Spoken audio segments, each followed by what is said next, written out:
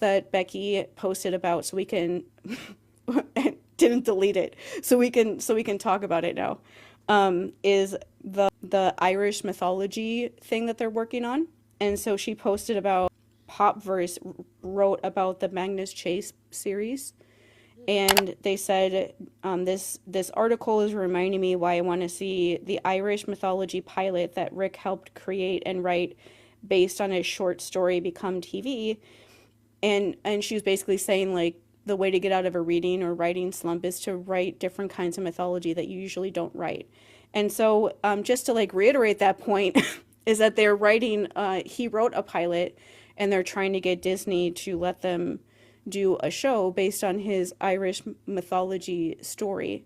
That's why a couple weeks ago she was posting about she was randomly posting like, what things do you like with kids as a lead, Oh, because okay. Disney was clearly telling her that people wouldn't want to watch something with a kid as a lead. And so the story is in The Cursed Carnival and Other Calamities. It's a short story collection. And his story is about Finn McCool or Finn Become Hall. It's like that. The second one is like the Irish name, and McCool is like the more like British, like homogenized whatever version of his name. But he's a like a mythological Irish mythology kind of character, and he is like 8 years old. Like I read like the synopsis for Rick's story is called "My Life as a Child Outlaw," Okay.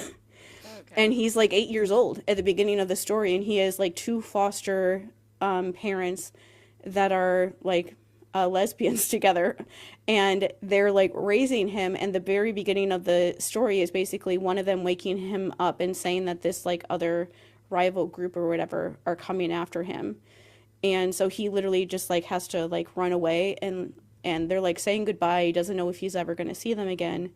And then things like happen from there. But it's like a if you're Irish or Irish American that knows these sort of stories because you have connections to people in Ireland still or what have you.